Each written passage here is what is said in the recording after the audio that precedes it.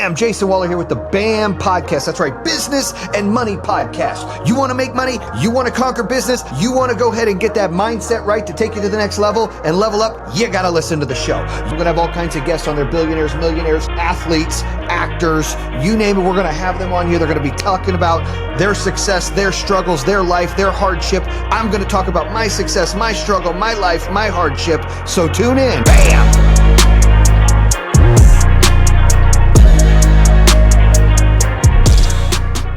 I'm Jayson Waller here with the BAM Podcast. That's right, business, attitude, money.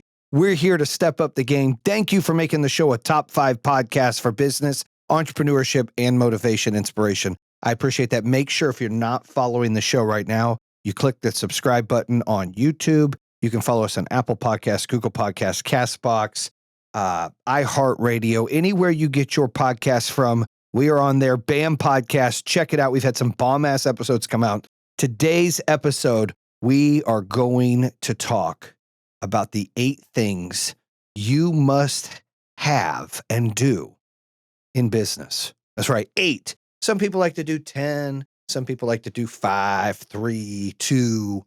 Motherfucker, we're doing 8. So be ready for that. We're going to go over 8 things that you must do or must have in order to be a great business owner, entrepreneur, or to do into business. Now, one of the things I want to cover on here on the list of 8 is the first one is resilience in business, right? What does that mean? In boxing ring, right, of business, the blows come in many forms, right? Failed ventures, financial losses, relentless competition, not hitting your numbers, losing employees, things happen, right? Yet it's not the punch that floors you, but the capacity to rise that defines your strength. Rise, dust yourself off, and step back into the ring. That's true resilience. Now think about this. When COVID hit, as an entrepreneur, if you were an entrepreneur back then, how did you handle that? What did you do? I know what we did is we went off pay, and then we wanted to make sure our team didn't see any fear. That we showed them that we were a collective team that had our shit together, that we believed in the process, and we didn't have fear. We wanted to be able, we were essential to stay open for Johnny who installs and he has to pay rent, or Lucy is a customer service agent and she's got to buy formula and diapers. We wanted the opportunity for folks to be able to stay open as long as customers were still wanting the product, which when COVID hit and we were on TV a lot of folks wanted batteries. They wanted storage. They wanted to be able to have their own power in case things went out. They wanted to be able to, still work from home. And so batteries and solar really took off in 2020 for us when COVID hit.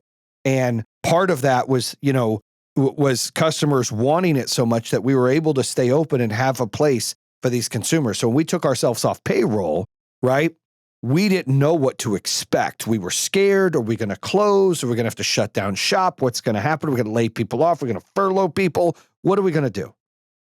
But we didn't show fear, right? We didn't show fear, and we had resilience. We overcame those obstacles and issues. We invested in having gloves there and testing there and, sanitize and to have the offices bombed, all the time.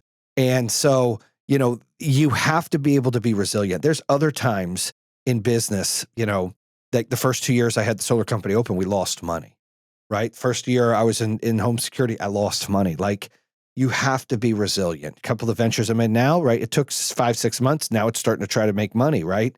You have to be resilient. You have to understand that slow and steady wins the race, that this is a marathon, not a sprint.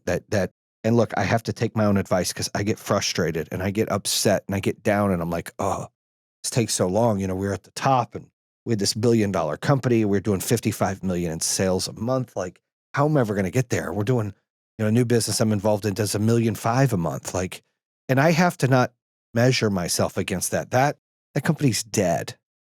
Thanks to Generac, right? That company no longer existent. So it's my past life, and our eyes are in the front of our face to look forward.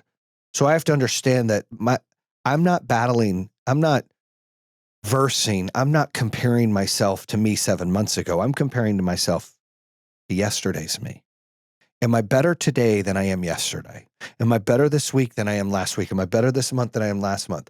In my Battlefield Attitude Mastermind, where we get a group of folks on there. And so if you're listening and you want in on that, go to jasonwaller.com. I will hook you up. Come in. We've got a fantastic group, great speakers that come in, and we're helping each other out on AI and lead gen. But one of the things we talked about recently was really how and what to compare yourself to. And you have to compare yourself and your numbers to where you were last month. And we have a gentleman on there whose numbers aren't very good where he wants to be. He's been doing business for like 5 or 6 years. He hasn't really grown, and he's got every excuse under the moon. And so me doing coaching or having you in a mastermind with me, I'm very, very blunt, and I hold people accountable. And I'm asking this gentleman like, hey, like, what did you do last month? Well, then you need to beat that by 10% this month. Like, that's got to be the goal. It can't be, oh, I've got to get to 1 million in sales for the year or 2 million. Like, it's got to be this month, it's got to beat last month. And I've got to listen to my own advice sometimes. Like, this month, it's got to beat last month. How do I beat this month from last month? How do I get better? How do I get better? And so you got to force yourself to make the moves and put in the work to be necessary to beat last month. And once you do that, you look back 12 months, you're like, holy shit, look how much I've grown. I mean, if you stay that 10% method, you've grown 120%. I've always tried to get somewhere around 10% better this month than I was last month. Stay with that. But that's being resilient in business. Number 2, the power of positive attitude, right? Our attitude is our life's palette. Each hue we pick, optimism, determination, positivity, tints our world, transforming the canvas of our existence. Let's dip our brushes into the vibrancy of hope, even when the landscape seems bleak. Now, what all that means to me is like, you can either look at things as the glass half empty or half full. You can look at it as problems and obstacles you've got to overcome, or blessings that you have in front of you and opportunities that you have in front of you. It is true when you change your mindset to think more positive stuff happens. It is also true when you train your mind to think more negative shit happens. The truest statement you could say is if you believe you're going to fail and you tell yourself you're going to fail and you're not going to make it work, then guess what? You are true. You will not make it work and you will fail. You're telling yourself the truth. But if you tell yourself I will succeed, you have opportunity to succeed. You can't guarantee the outcome, but the journey, the process, the things that you learn while doing these things make a difference and make you better to get to where you're supposed to go, to be who you're intended to be. But you have got to put in the work, and you've got to have this positive mindset, this attitude that's like, hey, I understand I've got a lot of work in front of me. I understand I've got to overcome all these things.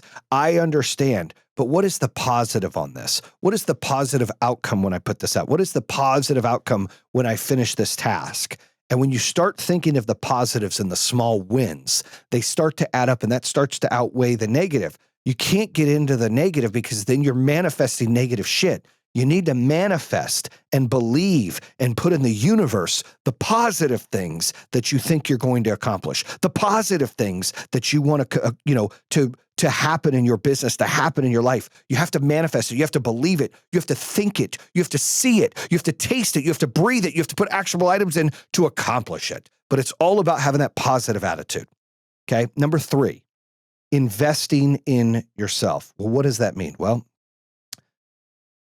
means scared money don't make money, homie. That means if you're going to bet on somebody, you need to bet on you, right? Imagine you're a company listed on the stock market of life.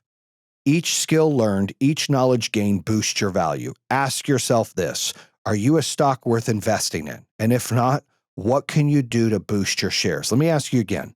Imagine you're a company listed on the stock market exchange right now in the stock market of life, okay?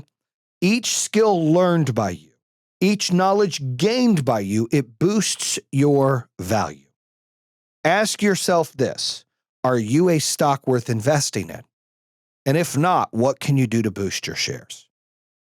So basically, I'm asking you, are you learning when you fail? Are you failing forward? Are you investing in yourself? Maybe it's self-improvement. Maybe it's coaching. Maybe it's mentorship. Maybe it's reading a book. Maybe it's putting your ego aside and learning things from your peers and the people that work for you. You have got to be able to invest in yourself, because each skill that you learn and each knowledge that you gain you're more valuable to the business. Therefore, your business is more valuable.